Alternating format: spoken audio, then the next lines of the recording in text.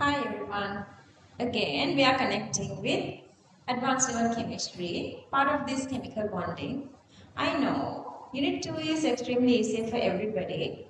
This actually is for 2027 students, okay? Anyway, Unit 2, because they were done only maybe the first 2 units, first 3 units, or maybe the first 4 units, which we are doing for the 4th unit now, plus the paper class together. Anyway, so Unit 2, this bonding is easy for everybody, but they have this little complaint. It's a little difficult, this last part, which is the intermolecular interactions.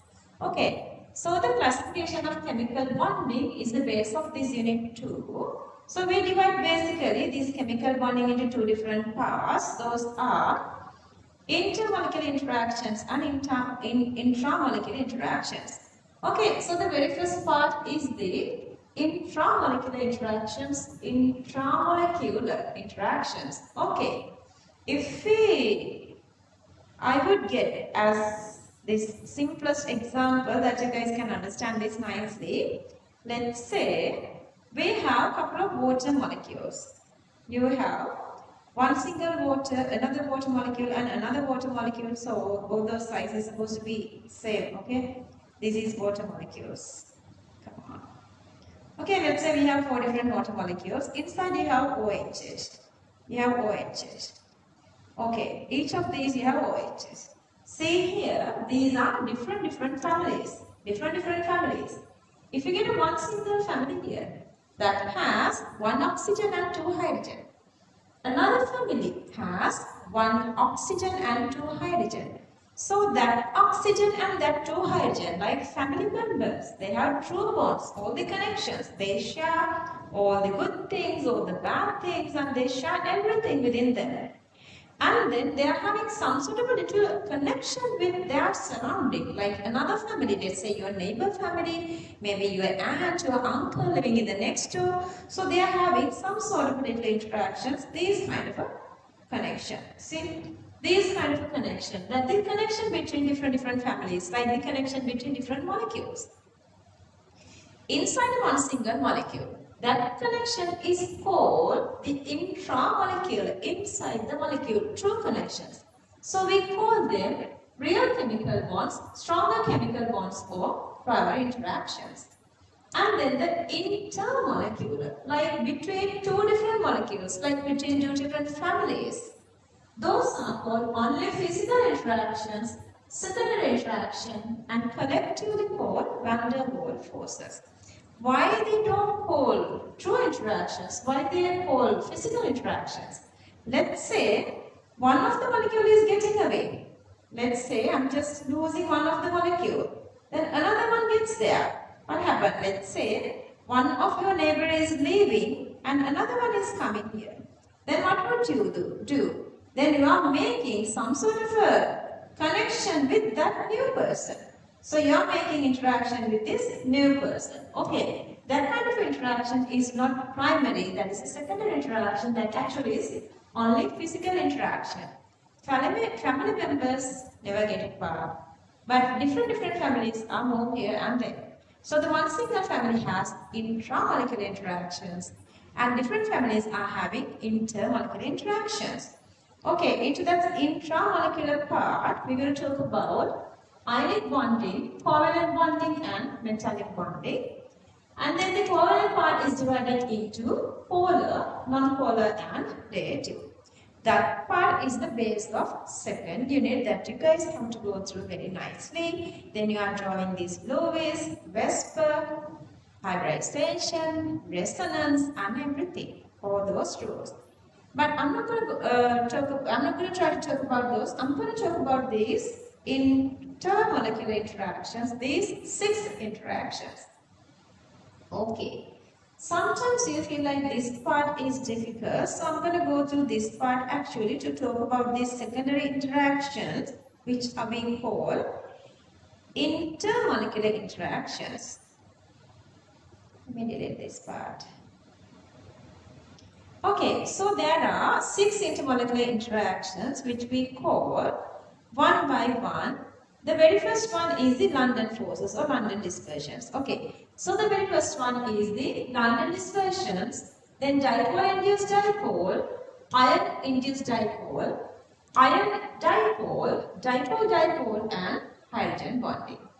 I'm going to go one by one very easily, very lightly to give you guys the big picture how these 6 intermolecular interactions are working on. Okay, the very first one is the London forces. Let's say that we have one molecule here. We have one molecule here. That molecule is non-polar. This molecule is non-polar and this molecule having the symmetric electron density. Within a second, when it is moving inside, whatever the condition, there is a little like the imbalance of electrons. Let's say all those electrons are coming to one single side. So instantaneously, that side is creating delta minus. That side is creating delta minus. Then the side which is not having electrons, that side is creating delta plus. Okay, the other side is creating delta plus. So that you have two different terminals, one side delta minus and one side delta plus. Then the second molecule is coming here. Second molecule, when it is closer to this first molecule, which is already having this induced dipole, instantaneous dipole can induce another dipole on a second or the separate molecule. This molecule is again symmetric, non-polar, dipole moment is 0, but still, since the electron density of this side is greater, this can push these electrons away from the second molecule. Then what happens? Second molecule is also generating or inducing. The first one is inducing. So the second molecule is changing its shape like this. This is the electron density. So here the delta plus and delta minus. Okay, now the delta plus terminal is here, delta minus terminal here, because this electron cloud is pushing this next molecule's electrons or the next atom's electrons away. So now we have delta minus and delta plus. These two together is making this sort of interaction which we call the London dispersions or instantaneous dipole and induced dipole. Instantaneous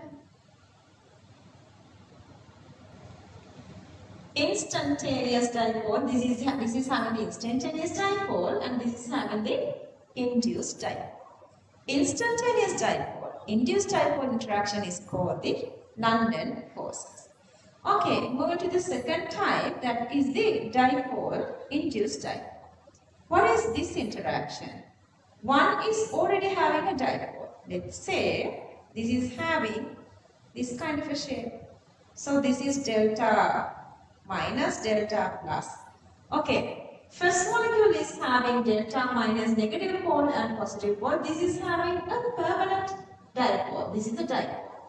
And then the other one, it doesn't have a dipole, that's symmetric, non-polar. But here the electron density of this side is greater. Now this side is pushing electrons away. So it is changing its shape from the symmetric shape to this kind of a asymmetric shape. Then what happened? The second one again showing delta plus, delta minus. See, now this is the delta minus terminal and this is the delta plus terminal. So between them they can make some kind of interaction which we call the dipole induced dipole interaction, which we call it the dipole induced dipole interaction. That is the second type. Okay, going on, then it should be easy for you guys to understand. Next one, I'm going to go on with this ion dipole interaction. Ion induced dipole. This is my next one. One side we have ion. Let's say you have a cation. Cations are attractive to what? Cations are attractive to negative pole. Okay, when a negative pole is closed, negative pole. So what happened is, let's say this okay, I'm going to go with another color. Let's go with this blue color. Okay, this is the polar molecule. The blue one is the polar molecule. molecule, then what happened? This is dragging electrons towards itself. So the second molecule is the, second molecule is non-polar molecule. So this is inducing polarity. So this is dragging electrons towards itself, so that the side closer to this cation making this delta minus, the other side delta plus. This is dragging electrons towards itself. Cations are attracting electrons, so that the electron cloud becomes asymmetric and it's dragging towards positive pole. So then it is making delta minus and delta plus here. Again, they are making little sort of a physical connection between these two, which we call ion-induced dipole attraction. Because the second molecule is non-polar, ion is inducing a polarity on that. Okay, then that's the third one. Fourth one is the ion dipole. What is the meaning of that? One side you have the ion. It's very easy to understand. One side you have the ion. Let's say again, this time I'm going to get the negative ion, okay? One side you have the ion, other side you have the dipole. But since this is negative, it is attracting towards the positive side, delta plus, delta minus. Okay, so the second molecule itself already having a permanent dipole, delta plus and delta minus. Since the negative ions or anions are attracting towards positive pole, they are making little connection, attraction, a physical force between negative anion and positive pole of the dipole molecule or atom. So this kind of a connection is called so that the ion dipole interaction. So this is the ion dipole. See, now you guys can understand this. With the name you can understand this one very easy. The next one is the dipole-dipole interaction. Next one is the dipole-dipole. So this is the dipole-dipole. What is the meaning of that? One molecule is supposed to have polarity. And then the other molecule also having the polarity. Delta minus, delta plus, delta minus. Hang on, wrong. Delta plus, delta minus, delta plus, delta minus. So that between these two, they can make a little attraction. And that attraction is called, this has a permanent dipole. And again, this has a permanent dipole. So that you call them dipole-dipole interactions. So this is the dipole-dipole interactions. First five interactions, if I go through that again, I guess you would understand this really nicely. London dispersions are called instantaneous dipole-induced dipole. One molecule is instantly getting a dipole, it induces a polarity on the second molecule. That actually is the London dispersions. And then the second one, first molecule is having its own dipole, it's inducing dipole on the second one. So that is called dipole-induced dipole. Then the third one, ion-induced dipole. First molecule is having the ion, and then the second molecule is get induced by the first ion, so it's called ion-induced dipole. Fourth one is the ion dipole. In ion dipole, one molecule is the permanent ion and the other one is the permanent dipole. So they are making the connection between ion and dipole. Fifth one is the dipole-dipole. Both having the permanent dipole, so they are making this secondary interaction of physical attraction with that. And then the last one is the hydrogen bonding. Hydrogen bonding is this special part that you need a special concern to go on understanding that.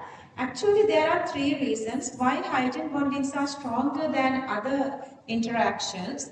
Actually, other than ion dipole, hydrogen bonding is stronger. But ion dipole are greater than the strength of ion dipole is greater than the hydrogen bonding. To make hydrogen bonding, one of the reasons.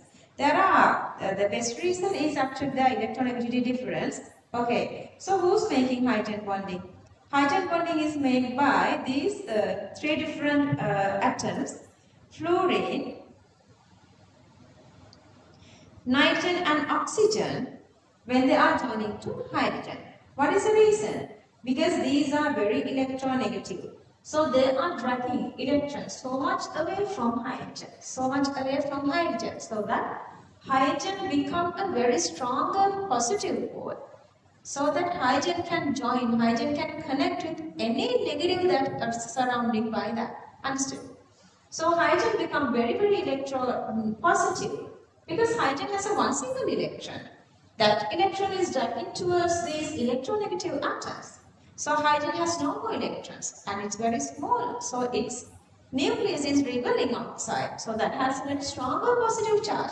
So whenever it has the opportunity to come across with another negative something, it is making this attraction, which we call the hydrogen bonding. There are three different kinds of hydrogen bonding that we are going with our syllabus.